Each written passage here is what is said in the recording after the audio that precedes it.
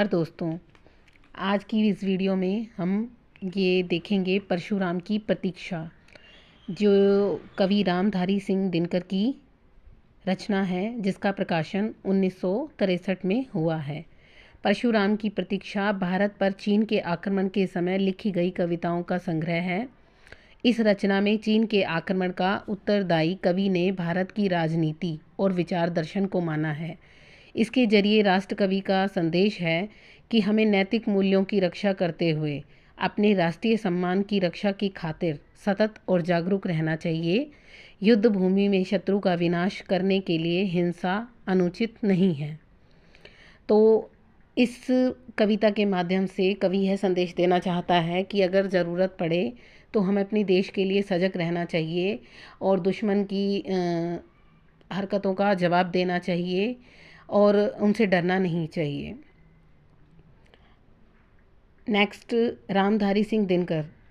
इन्हें समय का सूर्य भी कहा जाता था, ऐधर्य का कवि भी कहा जाता है, सामाजिक चेतना का चारण भी कहा जाता है। महज डिप्टी राष्ट्रकवि स्वयं को माना इन्होंने मैथिली शरण गुप्त के सामने समक्ष। अनल कवि भी इन्हें कहा जाता है। भारतीय राष्ट्रीय जागरण एवं संस्कृति के कवि के रूप में भी ये जाने जाते हैं। प्रयोगवाद का पिछलग्गुआ स्वयं को इन्होंने कहा है। रामधारी सिंह दिनकर के बारे में हम और जानते हैं।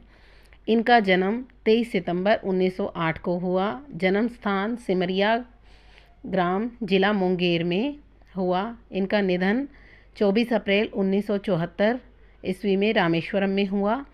इनकी जो शिक्षा हुई है वो बीए तक हुई है। कार्य क्षेत्र इनका हाई स्कूल में रहा है। प्रधानाध्यापक के पद पर बिहार सरकार के अधीन, सब रजिस्ट्रार बिहार सरकार के प्रचार विभाग के उपनिदेशक, मुजफ्फरपुर के कॉलेज में हिंदी विभागाध्यक्ष, राज्यसभा के सदस्य, भागलपुर विश्वविद्यालय के उपकुलपति तथा भारत सरकार के हिंदी सलाहकार भी ये रहे हैं।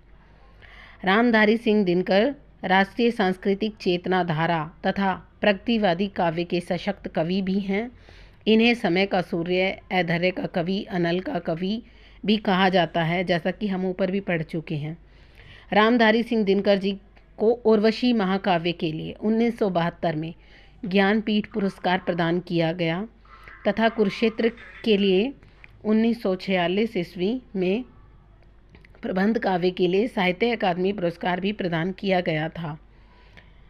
नेक्स्ट हम पढ़ते हैं हिंदी की प्रमुख बोलियों के नामकरण कर्ता।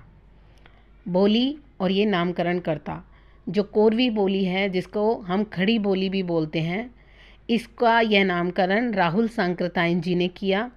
दूसरी बोली है राजस्थानी, जिसको ये नामकरण किया है ग्रियर्सन जी ने। और तीसरी बोली है डिंगल, जिनको ये नाम दिया है बाकीदास जी ने। चौथी है ब्रजबुली, जिनका ये नाम दिया है ईश्वर चंद्र गुप्त ने। नेक्स्ट है बिहारी, इनका ये नामकरण किया है ग्रियर्सन जी ने। अगली है भोजपुरी, भोजपुरी नाम दिया है रेमंड जी ने। अगली है मैथिली, मैथिली को मैथिली नाम दिया है कोलब्रुक ने। तो हमें ये याद रखना है।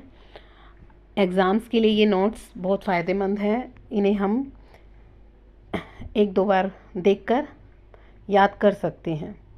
आगे हम देखते हैं हिंदी की प्रमुख बोलियां के उच्चारणगत वर्गीकरण, कि कौन कौन सी बोलियां ओकार बहुला होती हैं और कौन सी आकार बहुला होती हैं, कौन सी उदासीन आकार बहुला होती हैं और कौन सी ईकार बहुला होती हैं। पहले हम देखते हैं ओकार बहुला। ओकार बहुला में ब्रज भाषा, बुंदेली, कन्नौजी, मारवाड़ी, कुमाऊनी, गढ़वाली और मालवी, ये सारी बोलियां आती हैं जो कि ओकार बहुला कहलाती हैं। ओकार बहुला, इनमें जो शब्द होते हैं उनमें ओ की मात्रा की बहुलता होती है, यानी कि अधिकता से इस मात्रा का प्रयोग किया जाता है।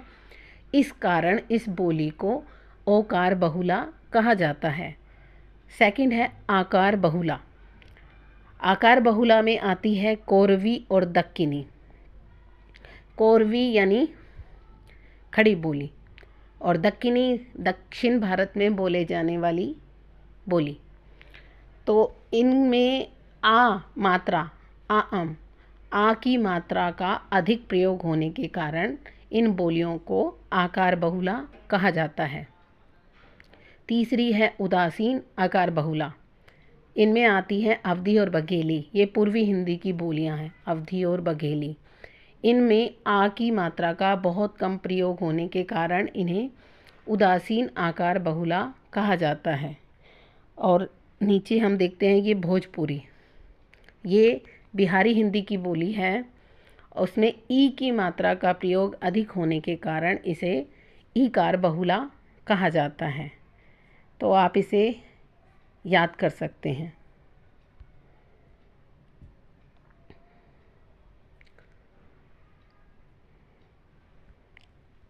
आज की वीडियो के लिए इतना ही।